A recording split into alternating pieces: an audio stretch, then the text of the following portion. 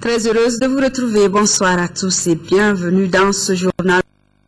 Ce message de son Excellence, M. Ibrahim Boubacar Keïta, président de la République, chef de l'État à la communauté musulmane du Mali à l'occasion de la célébration de l'Aïd el-Kébir 2013. Message ainsi libellé. De nombreux musulmans à travers le monde célèbrent ce mardi 15 octobre 2013 la fête de l'Aïd el-Adha. Je saisis cette heureuse occasion pour adresser mes vœux fraternels à l'ensemble de la communauté musulmane du Mali ainsi qu'aux musulmans du monde entier. Malgré les stigmates de l'occupation et de la guerre, je ne doute point de notre capacité commune à transcender les méfiances et les rancœurs pour communier les uns avec les autres dans cet islam fait de tolérance et de convivialité qui cimente notre nation depuis l'islamisation du Bilad es-Soudan. Une nouvelle espérance est née qu'il nous faut éprouver sur le chemin du pardon, de la réconciliation et du vivre ensemble, les plus nantis se portant au devant des plus humbles, les plus forts apportant protection et assistance aux plus faibles. Telle est l'essence de l'islam. Tel se vit l'Aïd al-Adha, un moment exceptionnel de communion et de retrouvailles qui efface le temps d'une célébration, les barrières sociales et les différences de toute nature qui sont malheureusement notre lot quotidien. Bien plus que les autres nations, le Mali a besoin que toutes ses filles et tous ses fils se retrouvent et œuvrent de concert pour se replacer dans le sens de l'histoire. À ce prix seront notre salut et l'accomplissement de notre destin commun. En cela, l'islam nous aide et nous fortifie dans notre volonté inébranlable d'aller de l'avant. Je prie ardemment Allah subhanahu wa ta'ala pour que l'Aïd el-Adha consacre le retour définitif de la paix et sonne le glace de la discorde, de la mésentente et des irrédentismes qui n'ont fait que trop souffrir notre peuple. Je voudrais aussi profiter de cette célébration pour exprimer ma gratitude, mais celle ainsi que celle du peuple malien à l'endroit des pays amis et frères et de l'ensemble de la communauté internationale pour le soutien inestimable qu'ils ont apporté à notre pays dans les pires moments de turbulence que nous avons traversés.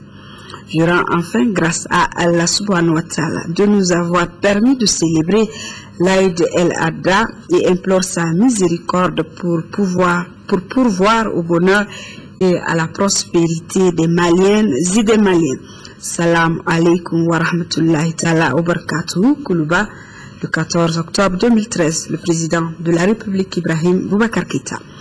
Et toujours concernant la fête de demain, le ministre du Travail et des Affaires sociales et humanitaires communique la Tabaski étant une fête légale au Mali. La journée du mardi 15 octobre 2013 est chômée et payée sur toute l'étendue du territoire. Cet autre communiqué du commandant de la compagnie de circulation routière qui informe les usagers de la route qu'en raison de la prière de la fête de Tabaski, la circulation sera interrompue dans les environs immédiats de la grande mosquée de Bamako le mardi 15 octobre de 6h30 jusqu'à la fin de la prière. En conséquence, les usagers sont invités à tempérer aux injonctions des forces de police en vue de faciliter leur passage. Le président de la République Ibrahim Boubacar Keïta, qui a donc regagné Bamako en provenance de la Guinée équatoriale, où il a pris part au 45e anniversaire de l'indépendance de ce pays, une visite qui a permis de renforcer la coopération bilatérale entre les deux pays. Envoyé spéciaux Aliou Touré, Brahma Traoré. Après 3 jours de visite en Guinée équatoriale, le président de la République Ibrahim Boubacar Keïta a de quoi être satisfait. Premier acquis du voyage présidentiel, c'est le soutien ferme du président équato-guinéen Teodoro Obiang-Nguema Basogo à son homologue malien à faire face à la reconstruction de notre pays. Deuxième acquis à retenir, c'est la création très prochaine d'une commission mixte entre le Mali et la Guinée équatoriale. L'objectif est de mieux définir les axes de coopération. Le président Obiang-Nguema a souhaité, ce que ça va mettre des mois, ces années à réussir, a souhaité d'emblée que nous créions une commission mixte de coopération. Vous avez le scoop, le premier ministre du Mali se rendra ici, dans les meilleurs délais, pour la mise en forme de cela. Et comme le président Biangema, moi je crois fortement aussi en la coopération sud-sud. Et nous avons là un partenaire qui est prêt, qui est déterminé. Le Mali est donc du retour dans le concert des nations après plus d'une année de crise politique et sécuritaire. Maliens et équato-guinéens entendent redessiner une nouvelle page de la relation bilatérale. Je d'abord de profiter de votre micro pour remercier mon ami le président Théodore Biangema et tout son peuple pour l'accueil fabuleux qu'il nous a réservé. Il a été témoin. Nous vivons 2 jours de liesse, de festivités, d'un peuple en paix, sur son destin.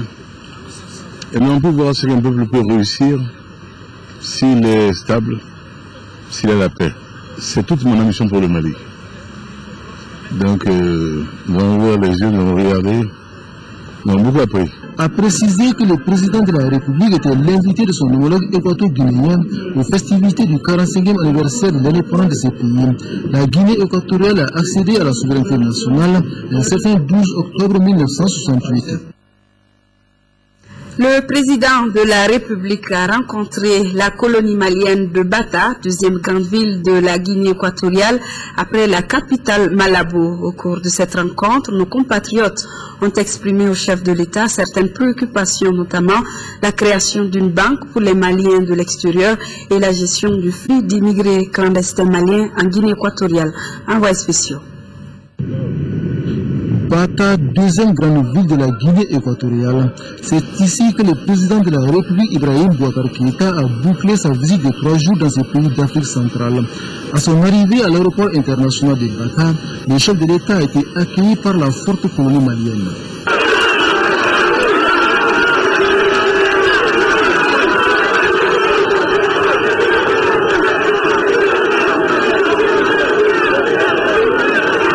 Après cet accueil populaire, la délégation présidentielle s'ébranle vers la ville, direction le palais des congrès de Bata pour une rencontre intermalienne. Les premiers mots du président Ibrahim Boubacar Keïta sont ceux de reconnaissance et de remerciement de ses compatriotes. Nous avons fait cette escale-là pour vous saluer, pour vous dire ma considération, ma très grande considération. Je suis ému et grâce beaucoup à vous. Je vais vous dire que le pays pense à vous plus que jamais. Que dorénavant, le peuple du Mali vous aura ici. Le président Ibeka et ses interlocuteurs ont échangé sur la situation du pays, l'évolution de la crise du Nord et les préoccupations des Maliens de Guinée équatoriale. Sur ce dernier point, nos compatriotes souhaitent la création d'une banque pour les Maliens de l'extérieur. Si on a une banque qui porte le nom du Malien de l'extérieur, le Conseil des Maliens de l'extérieur et le Haut Conseil vont collaborer pour alimenter, pour travailler mieux.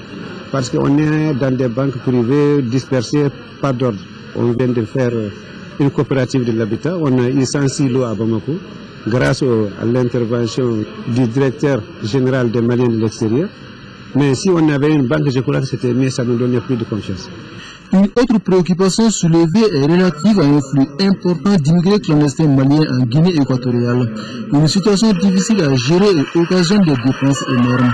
C'est ce qu'a expliqué le secrétaire général du Conseil des Maliens de Guinée équatoriale. Pour le président Ibeka, cette situation ne peut plus continuer. Les sources d'approvisionnement, les passeurs, nous leur ferons une guerre sans merci. Nous avons vu, il y a quelques jours, 300 sont morts en mer Méditerranée. Nous sommes responsables, nous, les chefs d'État africains. Il faut que nous travaillions nos pays. Il faut que nous arrêtions nos pays. Il faut que nous arrêtions de voler. Telle est l'élection des peuples africains. Dans chacun de nos pays, que nous fassions des gestions saines. Si nous gérons correctement, le monde peut nous aider. Et si le monde nous aide, cette aide ne doit pas être détournée. Elle doit servir à créer l'emploi. Et elle peut créer l'emploi. Si nous sommes vigilants, et nous, au Mali, nous serons vigilants. et de poursuivre par l'invitation des Maliens de Guinée équatoriale à respecter les textes et lois du pays d'accueil, autrement dit à se bien comporter. Une conduite correcte, conforme à la loi. Si nous demandons, monsieur le gouverneur et aux officiels guinéens d'être attentifs à vous, nous avons également de faciliter les choses pour le pays par le comportement effectif. Tout comportement malicieux porte atteinte à l'honorabilité de chacun de nos États. Gardez-vous-en. Après cette rencontre avec nos compatriotes, le président de la République s'est rendu au domicile du consul honoraire du Mali à Bata pour poursuivre les échanges sur la nécessité de faciliter les conditions de vie et de séjour des Maliens de Guinée équatoriale. Retour triomphal aujourd'hui de l'équipe nationale cadette filles de basketball, les Iglones vainqueurs de l'Afro-Basket des moins de 16 ans à Maputo, au Mozambique, ont été chaleureusement accueillis à l'aéroport international de Bamako-Sénou. De là-bas, direction la primature où les attendait le chef du gouvernement qui les a félicités pour la défense des couleurs du pays. Le film de cette journée avec Siragatou Sissé, le reportage qui n'est pas prêt, vous l'aurez quand même d'ici la fin de cette édition. L'ambassadeur du Burkina Faso dans notre pays, qui a été reçu ce matin en audience par le président de l'Assemblée nationale par intérim, Sané Mohamed Topa, en fin de mission, a échangé avec Younousi Touré sur la situation politico-sécuritaire actuelle de notre pays. Le diplomate burkinabé, à sa sortie d'audience, a été interrogé par Amadou Sankaré. Je voudrais dire que, voyant la crise après nous, tournons-nous résolument vers l'avenir pour construire une paix véritable. Nous avons des prémices d'une paix véritable. Puissent les rancœurs s'atténuer pour que tous les fils du Mali regardent vers l'avenir. Et je sais que les actions en cours, les initiatives louables en cours aboutiront. Le ministre de la Réconciliation est en contact avec les différents protagonistes. Et je souhaite que ces contacts soient couronnés de succès, que ce pays revienne véritablement vers la paix, pour le bien du Mali, pour le bien de la sous-région, pour le bien de l'Afrique.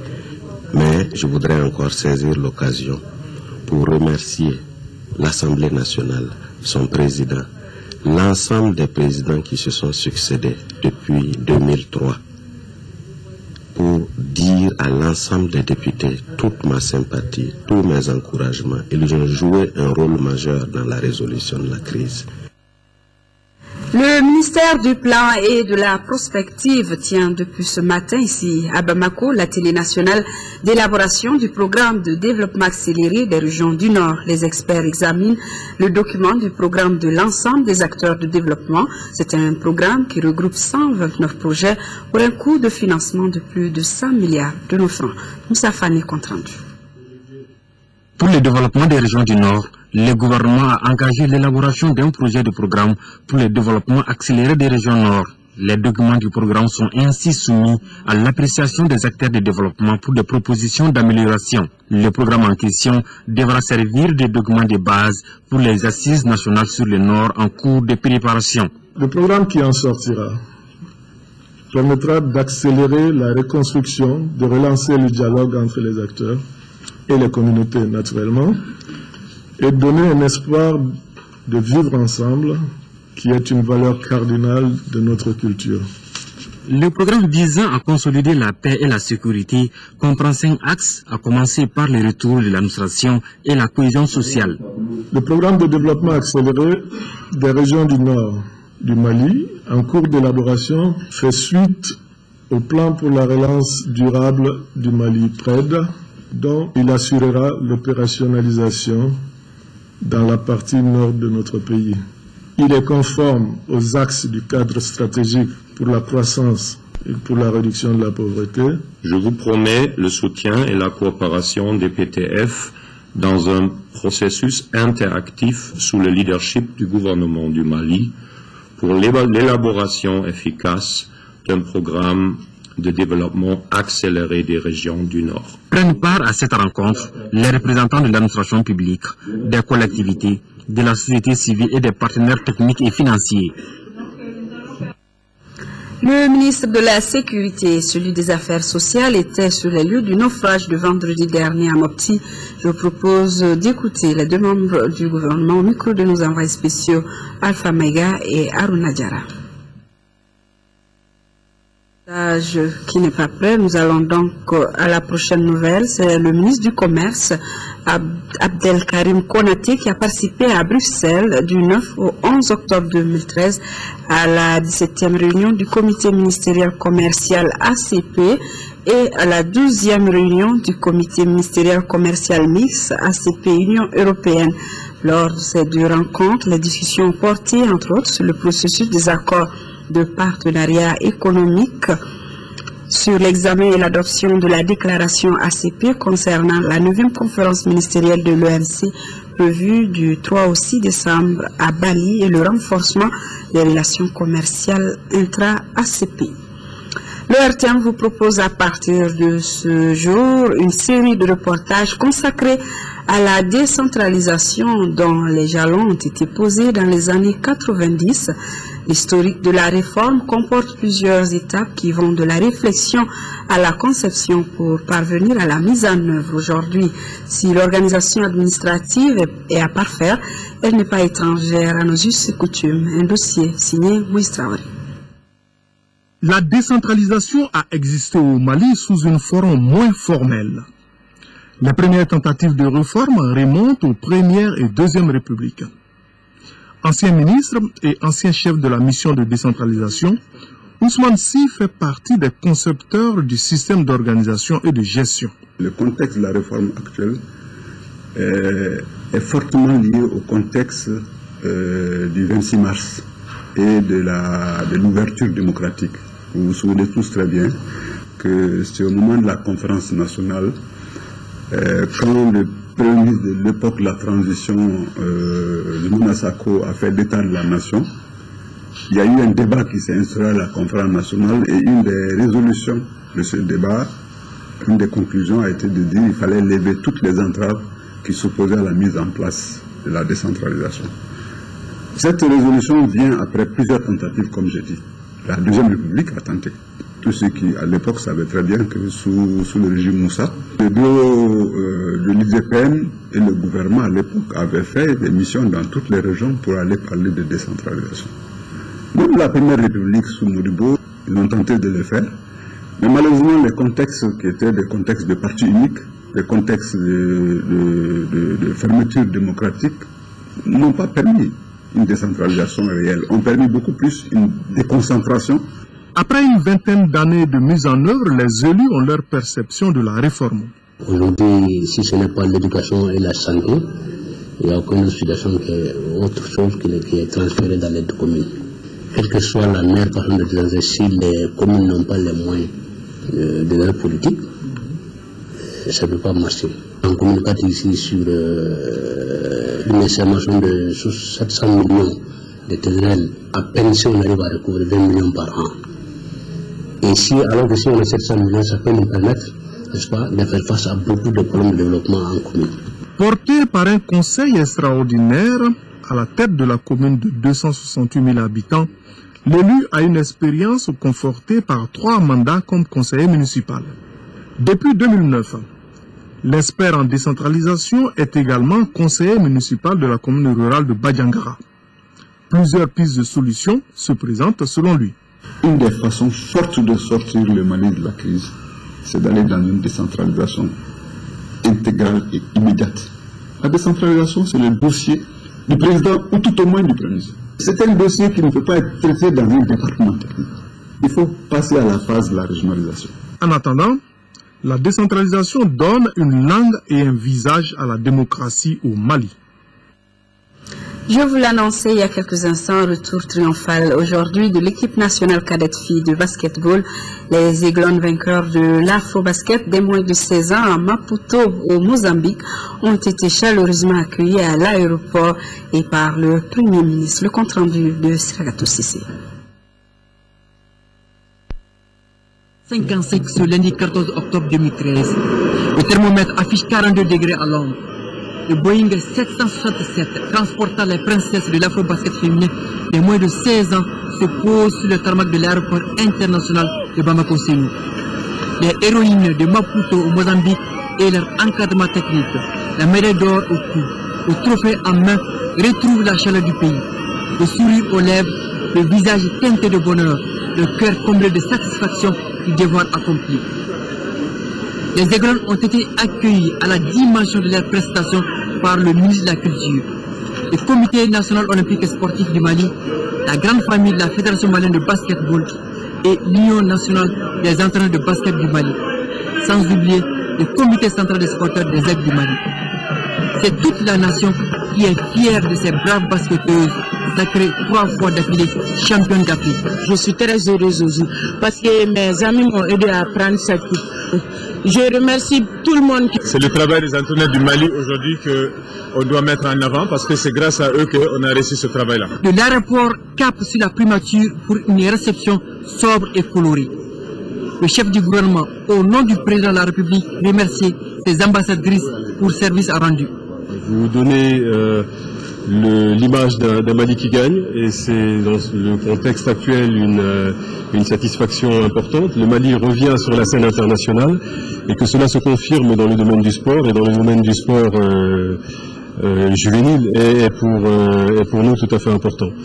Vous portez maintenant beaucoup de charges sur vos épaules, vous êtes jeune, il nous revient de prendre toutes les dispositions pour vous accompagner, pour vous permettre en junior, puis demain en senior, rééditer cet exploit et pourquoi pas d'aller beaucoup plus loin dans le cadre des championnats du monde. En tout cas, mes plus chaleureuses félicitations.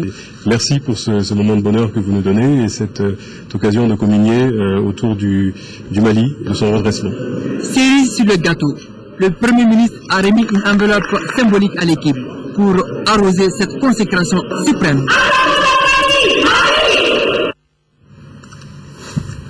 Félicitations aux filles. Fin ce jour à Washington des travaux des assemblées annuelles du FMI et de la Banque mondiale, une session durant laquelle le Mali aura fait son grand retour au sein de la communauté financière internationale. Le ministre de l'économie et des finances qui conduisait la délégation estime satisfaisante la participation malienne tout en reconnaissant que les signaux reçus sont positifs. Notre pays, qui est fortement sollicité par les différents bailleurs de fonds, entend toutefois avoir une démarche prudente pour éviter tout risque d'endettement incontrôlé. Salif Sanogo depuis Washington. Ce débriefing à chaud est une nouvelle démarche qu'entend initier le locataire de l'Hôtel des Finances. Une nouvelle démarche pour un Mali nouveau qui fait un retour remarqué sur la scène internationale. Cela s'est d'ailleurs ressenti dans les discussions menées par la partie malienne.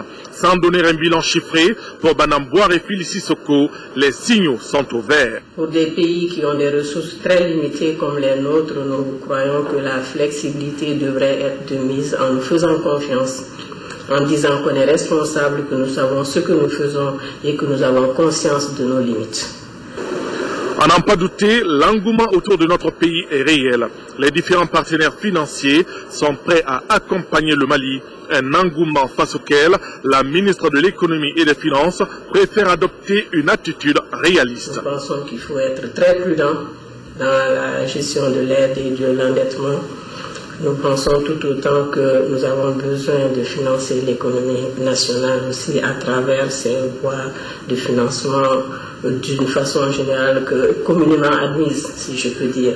Donc je ne vois pas pourquoi on va se priver en tant qu'État quand même de s'endetter, mais toujours en restant dans la limite du raisonnable. Nous pensons que la gestion qui est confiée en ce moment-là à notre équipe par le président de la République, en fait, Ce qui nous est demandé là-dedans, c'est une gestion en bon père de famille. Ça veut dire ce que ça veut dire en termes juridiques. Je pense qu'on ne peut pas dire mieux pour parler des questions de rendre compte à la population, de travailler de façon transparente, de faire en sorte que chaque franc de l'État qui est utilisé, on sache à quoi ça sert comme résultat achevé. Lors de ces assemblées annuelles du FMI et de la Banque mondiale, le Mali aura été vraiment à l'honneur et beaucoup d'engagements auront été pris.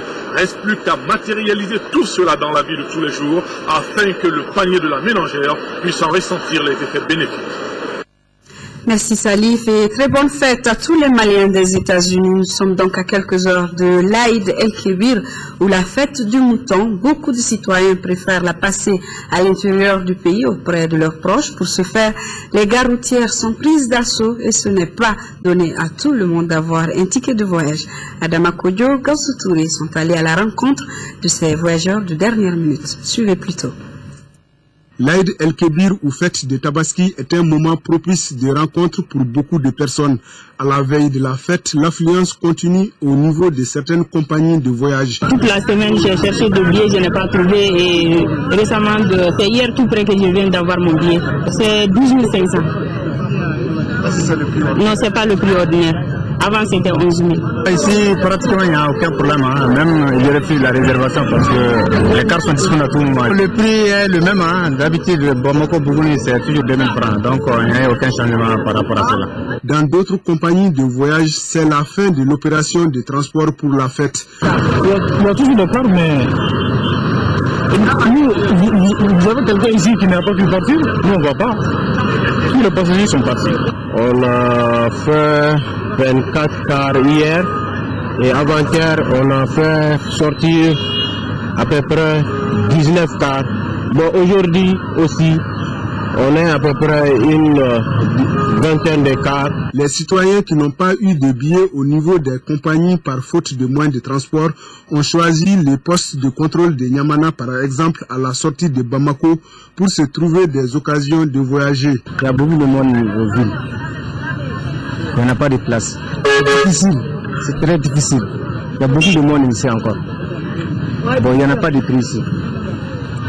17 000, 6 000, 4 000, 3 000. Pour aller à Ségou. Pour les retours en toute quiétude après la fête déjà, certaines compagnies envisagent la mise en place de quelques dispositifs. On va envoyer des cars, même si ça part vide, pour prendre des gens, pour retourner à Bamako.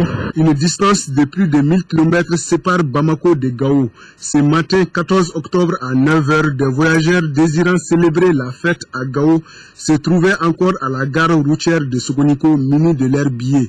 Et toutes les dispositions sont prises pour satisfaire les clients, nous signalent les maîtres des lieux.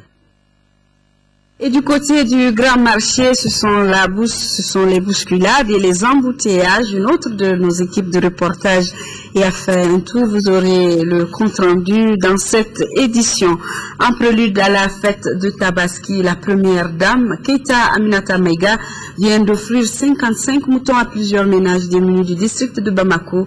Le geste est une initiative de son association Agir et des États des Émirats Arabes Unis qui vise à renforcer la solidarité en ce mois d'octobre. Les animaux ont été remis cet après-midi au directeur régional du développement social et de l'économie solidaire, Agali Agagissa. Donner du sourire aux membres de certains ménages démunis dans le district de Bamako. Ce geste de la première dame du Mali s'inscrit dans le cadre du mois de la solidarité. Il a un double objectif. Ces moutons constituent une donation des Émirats Arabes Unis à la Fondation Agir. Mais pour coller au mois de solidarité et pour soulager certaines familles, Mme Keita a voulu faire la redistribution de ces moutons au niveau de certaines familles démunies pour pouvoir les soulager afin qu'elles puissent participer dignement à la fête de Tabaski revenue.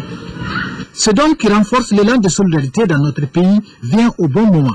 Cette donation est tombée à point nommé puisque nous sommes dans le cadre du mois de la solidarité, un mois de partage. Donc quand la première dame nous donne cette donation pour les familles démunies, nous sommes dans le cadre de la solidarité et de la lutte contre la pauvreté et contre l'exclusion. 9 moutons par commune, déjà 9 familles, 9 ménages, c'est beaucoup. C'est la commune 4 du district de Bamako qui a servi de cadre à la première remise de 9 moutons. Les 9 bénéficiaires ont salué ces gestes combien importants en cette veille de la fête du Tabaski. Islamic Relief International est également venu au secours des couches défavorisées. L'ONG leur a remis 1270 bœufs pour leur permettre de passer une bonne fête de Tabaski. Un don destiné aux personnes handicapées, veuves, enfants, autres victimes des inondations des régions de Koulikoro, Mopti, Tombouctou et du district. Abdrahman Mega. Donnez aux pauvres leur part dans ce que je vous ai donné, et celui qui aide un démuni ou un orphelin aura la récompense divine. Ces deux passages édictés dans le Saint-Coran retrouvent toute leur signification dans ces gestes d'islamique relief à quelques heures de la fête de Tabaski. Cette organisation internationale humanitaire, créée en 1984, vient de faire un don de 1270 bœufs en vue de soulager en ce jour béni de Rafat la souffrance des personnes en situation difficile. À travers ce geste, l'Islamic Relief Mali illumine le cœur de certaines personnes issues des couches fragiles de la société. Parmi les bénéficiaires de cette action caritative figurent les personnes handicapées, les veuves, les orphelins et les victimes des inondations des régions de Koulikoro, Mopti, Tombouctou et ceux du district de Bamako. Installé au Mali depuis 1997, Islamic Relief s'est fixé comme objectif prioritaire d'accompagner le gouvernement malien dans ses efforts de lutte contre la pauvreté. C'est pourquoi dans son plan d'action, cette ONG intervient dans notre pays à travers 3 axes majeurs: la sécurité alimentaire, l'approvisionnement des populations en eau potable et l'assistance sociale et protection de l'enfance. Ces groupes cibles sont en grande partie composés entre autres des enfants orphelins, des veuves, des personnes âgées et autres groupes sociaux vulnérables tels que les réfugiés et les déplacés victimes des catastrophes et des conflits armés. Le ministre de la Sécurité et son collègue des Affaires sociales étaient sur les lieux du naufrage de vendredi dernier à Mopti. Je vous propose de les écouter au micro de nos envoyés spéciaux Alpha Mega et Aruna Diarra. Nous avons remis une enveloppe de 500 000. Nous allons remettre aussi des moutons, nous allons remettre du riz, du thé et du sucre pour ceux qui restent ici. Et il y aura un financement, bien entendu, du voyage de ceux qui restent maintenant et de ceux qui partent immédiatement. Tous seront pris en charge pour rentrer chez eux. J'ai suivi les autorités administratives et régionales et locales pour que rapidement on mette en place un comité de crise. D'abord, pour savoir les raisons pour lesquelles ce drame est arrivé, les défenses qu'on a constatées et qu'on y remédie. Et que ce secteur soit réglementé. Rien n'est contrôlé. L'embarcation n'est pas contrôlée, les passagers ne sont pas contrôlés et la qualité même des hommes qui conduisent ces gens n'est pas contrôlée.